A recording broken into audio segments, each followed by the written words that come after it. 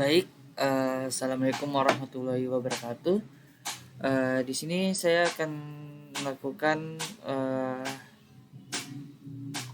presentasi terkait UTS Etika Profesi, yang dimana saya Muhammad Fadli dari Teknik Informatika Multimedia dengan NPM 2111055201019. Baik, kita langsung saja ke soal nomor 2, yang dimana di sini ada uh, soalnya yaitu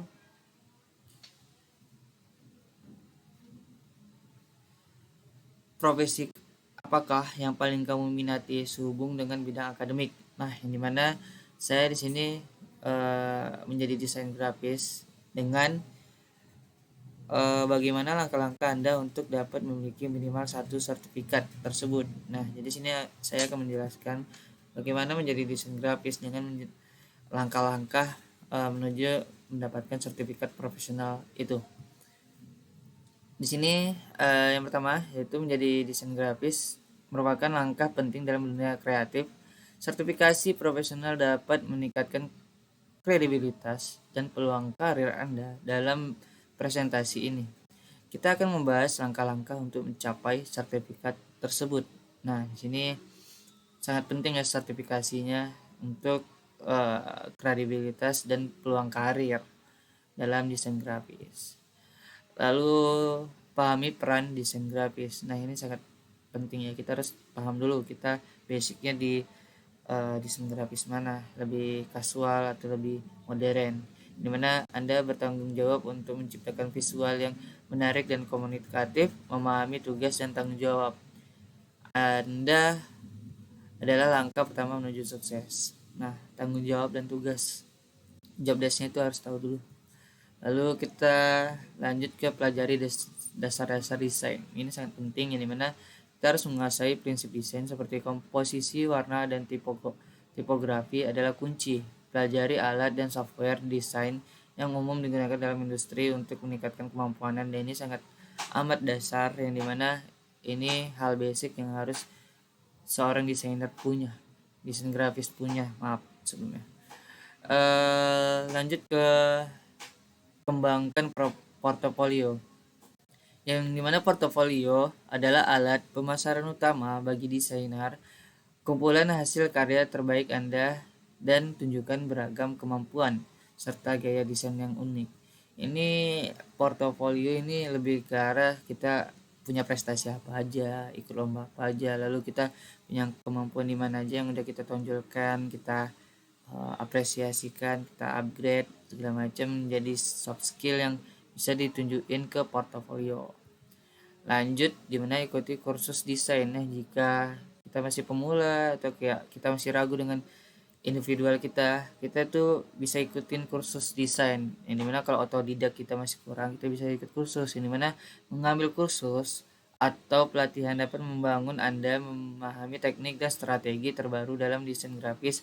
Pilih kursus yang diakui untuk meningkatkan kredibilitas Anda. Nah, itu juga harus dipilih kursusnya, enggak sembarang kursus ataupun sembarang tempat sertifikasi yang bisa dan bisa diakui lah oleh tempat-tempat kerja yang ada nantinya. Lalu dapatkan sertifikasi. Nah, ini sangat penting, ini mana sertifikasi dari lembaga terkemuka dapat memberikan keunggulan kompetitif. Cari tahu tentang berbagai program sertifikasi yang tersedia dan pilih yang sesuai dengan tujuan karir Anda.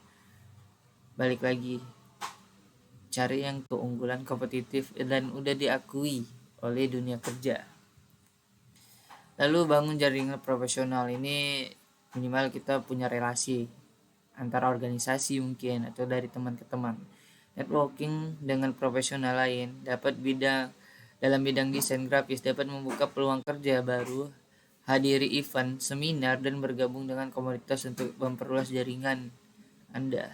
Nah, itu sangat penting. Event apalagi seminar. Seminar itu paling gampang dicari dan paling gampang juga kita untuk membuka relasi.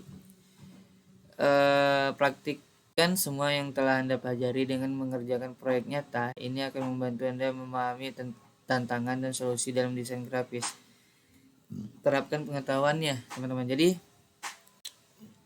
pengetahuan Anda yang udah kita kuasai itu bisa kita salurkan, minimal kita magang ataupun kita part time, yang dimana kita ambil job-job kecil itu yang harus kita bisa kembangkan.